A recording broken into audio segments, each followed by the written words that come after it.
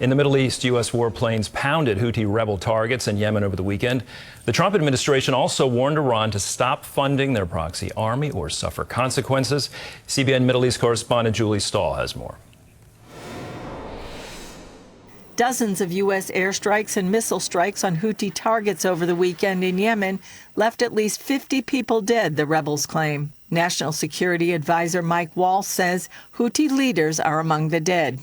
This was an overwhelming response that actually targeted multiple Houthi leaders and took them out. The attacks came after the Houthis warned they're about to start hitting ships in the Red Sea and other nearby waters again. Since the start of the war in Gaza, the Houthis have disrupted global shipping and cost billions of dollars with attacks on commercial ships in the Red Sea. They've also targeted U.S. warships. U.S. Defense Secretary Pete Hegseth on Fox News. 4 months ago, when we sent a ship through, it was shot at 17 times. Ships haven't been able to go through for over a year without being shot at. Freedom of navigation is basic. It's a core national interest. On Truth Social, President Trump declared, "No terrorist force will stop American commercial and naval vessels from freely sailing the waterways of the world." Trump also warned Iran to stop backing the Houthis, writing, "Beware, because America will hold you fully accountable, and we won't be nice about it." U.S. Secretary of State Marco Rubio says America is doing the world a favor. What we can't ignore, and the reason why the president mentioned Iran, is because the Iranians have supported the Houthis. They provided them intelligence, they provided them guidance, they provided them weaponry. The Iranians are defiant, claiming the U.S. and its allies are panicking in the face of Muslim nations standing together.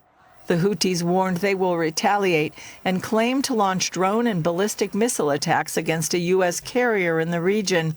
But the Navy denies the attack and said they did not come near any U.S. ships. As for the war in Gaza, President Trump's special envoy to the Middle East, Steve Witkoff, laid out a proposal for Hamas to free up to 11 more hostages in exchange for more Palestinian prisoners. But Hamas's reply has been rejected by both Israel and the U.S. I'm not going to go into the specific details of what made it unacceptable. I think there's an opportunity for them, but the opportunity is closing fast. Witkoff said of the terror group stalling, Hamas is making a very bad bet that time is on its side. It is not. What happened with the Houthis yesterday, what happened with our strike ought to inform as to where we stand with regard to terrorism and our tolerance level for terrorist actions. And I would encourage Hamas to get much more sensible than how they have been. Julie Stahl, CBN News, Jerusalem. CBN News Middle East Bureau Chief Chris Mitchell joins us now for more. Welcome, Chris. Chris, what's Israel's reaction to the U.S. attack on the Houthis? Well, before I get to that, I just want to say happy St. Patrick's Day, Andrew, to everyone listening as well. The reaction, there's no official reaction. I just heard from the Prime Minister's office, and they said there's no official reaction. However, Israel is on high alert right now for a possible attack by the Houthis. I just came back earlier today from Tel Aviv, not far from where a Houthi drone wounded about 16 people not too long ago. And since October 2023, Andrew, Houthis have fired at least 200 missiles and about 170 drones against Israel. Most have been intercepted. And Israel, in the meantime, has hit key infrastructure at least twice in Yemen. But as I said, no official reaction right now from Israel.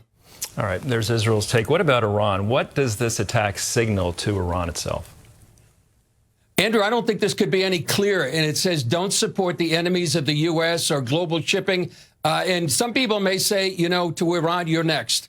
There's a new sheriff in town. There's a new administration that's not afraid to use military action when they feel it's necessary. And I think the U.S. right now is going to be there as long as it takes to make sure the Houthis no longer pose a threat to either U.S. warships or global shipping. And remind some here of how President Trump dealt with ISIS during his first term. He changed the rules of engagement. He decimated ISIS's leadership, and ISIS lost 100% of its territory of the caliphate. And I think this is sending a clear message not only to the Houthis, but Iran as well. Chris, and Julie's report, she featured Special Envoy Steve Witkoff, and he warned Hamas it should take note of the U.S. response to the Houthi terrorists. How might the U.S. take action against Hamas? Well, they might take military action, Andrew, in coordination with Israel. But, Andrew, the sticking point has been and continues to be the fate of the remaining hostages. And they hold a leverage. That's the Hamas leverage that it holds. The threat to kill all the hostages. Military action resumes. And many here are hoping, as President Trump has said, they'll be held to pay for what Hamas has done and is doing.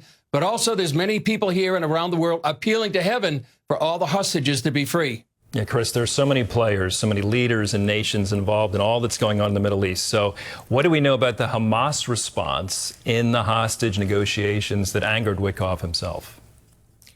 Well, they're publicly saying one thing, that they're flexible. Privately, they're making impractical demands. Hamas is insisting that phase 2 starts and the end of the war, more Palestinian prisoners, more aid, withdrawal from a strategic corridor. But the U.S. and Israel are saying they want to extend phase 1 with more hostages to be released. Are miracles real? Let's investigate. A lot of skeptics will say, well, miracles are impossible. Why? Because they violate the laws of nature. You can't violate the laws of nature. I looked at my hand that was clutched. I said, hand move. We got the 2125. Hallelujah! He's dead.